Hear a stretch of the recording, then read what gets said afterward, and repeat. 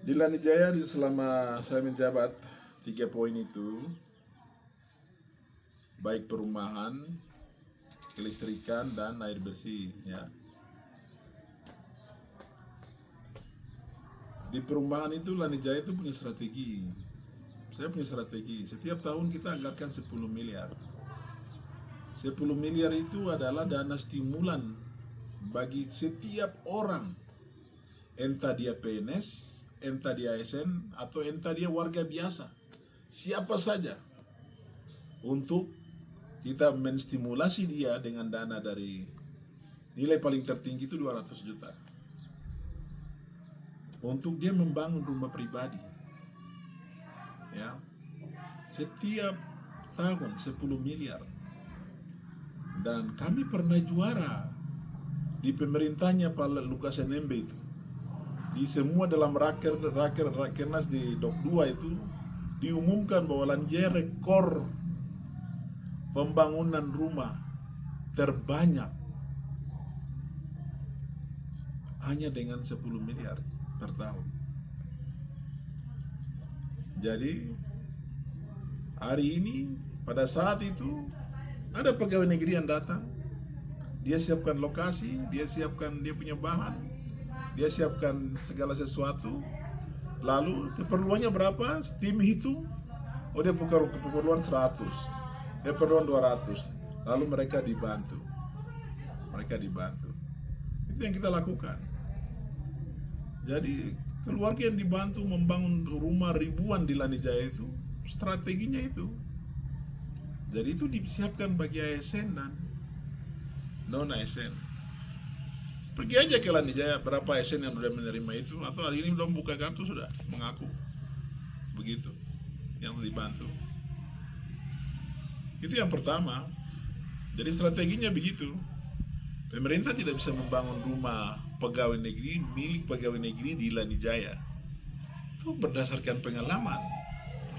Setelah pegawai itu diganti, orangnya meninggal, tidak akan tinggalkan rumah itu. Dan Lanijaya lokasinya sempit, tanah juga banyak bermasalah, sehingga strategi yang kita ambil itu, siapa yang sudah siap mau bangun di mana saja, bahkan bangun di Wamena, pegawai negerinya bangun di Wamena, bahkan bangun di distrik-distrik, disuntiklah dana itu. Jadi Lanijaya itu pernah jadi rekor pembangunan rumah. Hanya saya belum punya data berapa pegawai yang mendapat itu, berapa masyarakat, tapi udah ribuan. Dan bukunya itu tebal.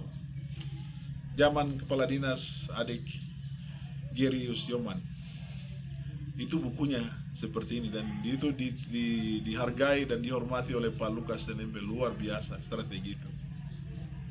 Itu yang pertama. Jadi pembangunan perumahan di Lanijaya tidak ada masalah. Begitu. Terus bagi eselon 2 disiapkan rumah.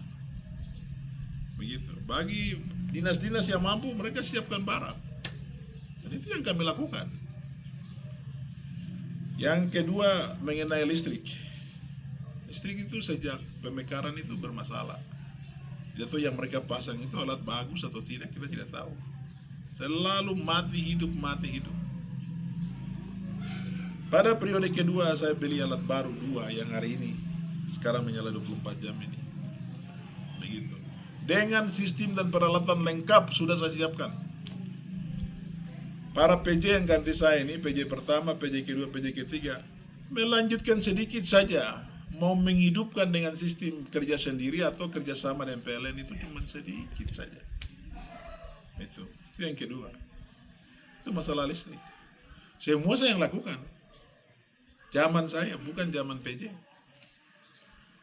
Yang ketiga, menyangkut air bersih. Sumber mata air itu ada beberapa. Dan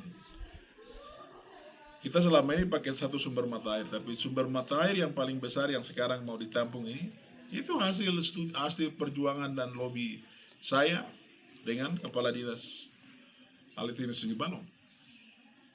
Jadi itu proposal saya yang dieksekusi oleh Pak Kepala Dinas sekarang Altinus Sungai Balong. Jadi semuanya dilakukan di zaman saya. Para PJ hari ini belum buat apa-apa. Nanti ketiga putra terbaik ini terpilih, baru lanjutkanlah yang sisa-sisa.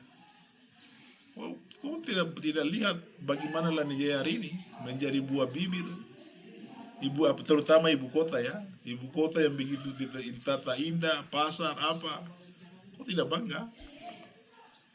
Wah, luar biasa yang kita lakukan. Ya biasalah, namanya politik. Jadi kalau lawan politik yang kau pikiran, kau stres ya, kau ngomong aja lah. Tapi data terbuka, silakan hitung dan silakan lihat. Sekian dan terima kasih.